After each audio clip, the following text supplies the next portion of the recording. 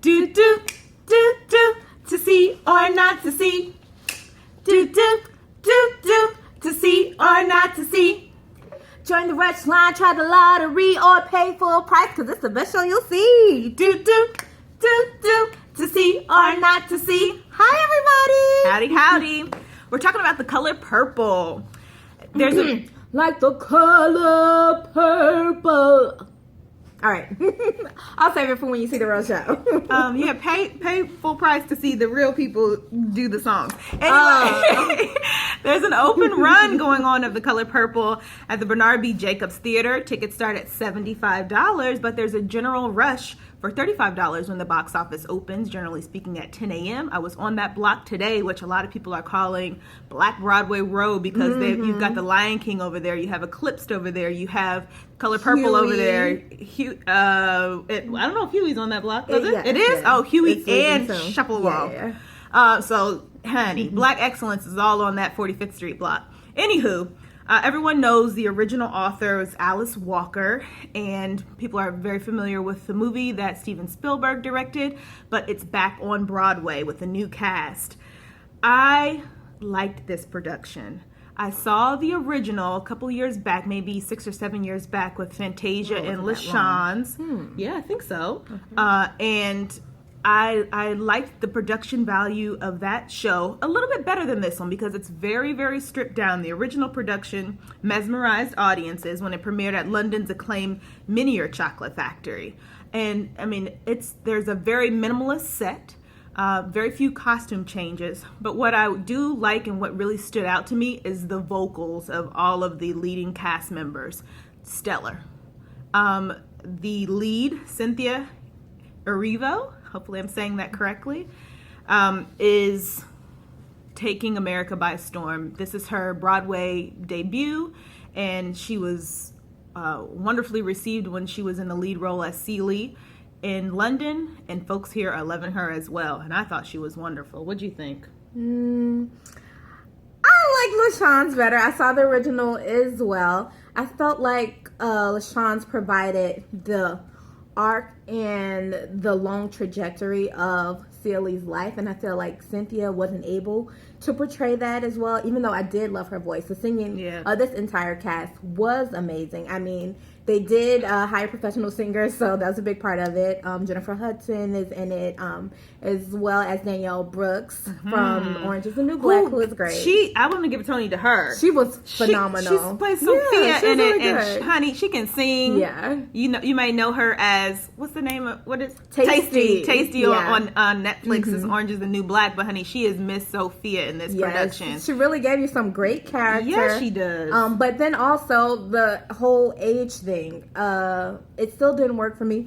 This production, even though it was Broadway, they did not even spring for a little gray hair dye.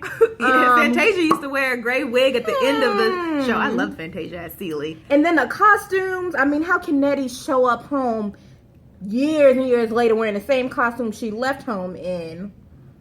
Yeah, so I think the producers really did keep it minimal as far as the production value is concerned. But yes, I give the Tony for this production to Danielle, and especially as a juicy woman. I mean, she was working it up there, okay? And have you seen her on the cover of Ebony magazine this month? So please get it. She is everywhere we want to be. Hello. She's really coming up. Yeah, the color purple. Absolutely Broadway that you want to see.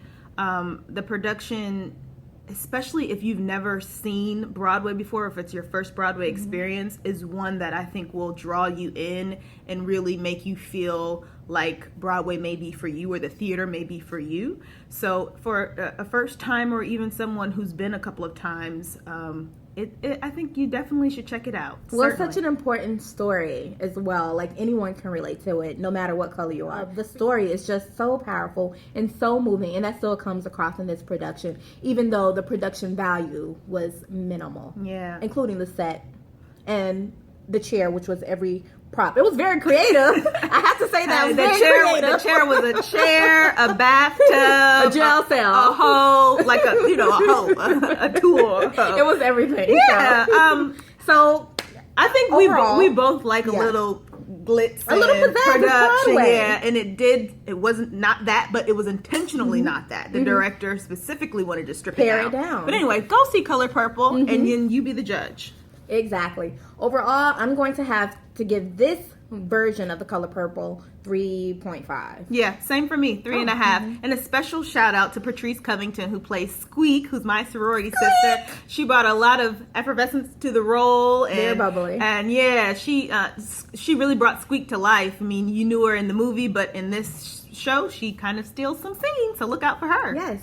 Up next, we have Fun Home. We mentioned it previously. It has an open run as well at Circle in the Square Theater. The tickets range from $75 to $160, but you can enter the lottery like we did, and we won. Yeah. Yes, so please do that. You have to do it every day sometimes, but keep entering. You will win. But you can do it on there's a mobile app called Today Ticks that you can use, and you can win just like we did. And they also have student tickets as well, so check that out. The runtime is only an hour and 40 minutes straight, no intermission. And so this tells the story of Allison in 3 different ages, revealing memories of her uniquely dysfunctional family. A lot of people can relate to that. And it connects with her in surprising new ways as she's going through the memories of her life. This intimate and emotional theatrical experience is performed entirely in theater in the round, bringing audiences closer to Allison's story than ever before. And I have to say that the theater in the round is very important because there's not a bad seat in the house. Like, we were sitting close to the musician stand. That's right. And we were still able to experience everything. The way it's staged is great. I'm going to say that my favorite characters were definitely Beth Malone, who played the lead, and the little girl we saw with most of the original cast members, including Sydney Lucas, who won, and she's performed at the Tony. So if you watch the Tony Awards, you would see this little girl. She was really great, especially when she sang the Ring of Keys song. How'd that go? And your short hair and your swagger. So, but no, really, see the performance. It's a really, really powerful piece of theater as well. Of course, we know that it deals with a very serious subject matter of this young woman trying to figure out who she is, which discusses a bit about her sexual identity, but also the relationship with her family, her father in particular. There were some great intimate scenes, which were really strong. I like the certain aspects of the production value with the sets rising and coming as transitions were happening, and they also had monitors so that you can see the words, which I think was great because sometimes when people are singing and the music is playing, like you may miss something. So they made sure that you got every word, which was very important. And the music was done by Jenny Tesori, who we saw at the Times Talk previously as well. So really great piece of work. I enjoyed it. And I'm going to say I give it a 4 because, again, sometimes the content to me is so powerful that, of course, it wasn't a set that was so magnificent, but it's not all about the set. Yeah. Like, it's about the content as well and how the director and cast members and everyone works together to pull that off.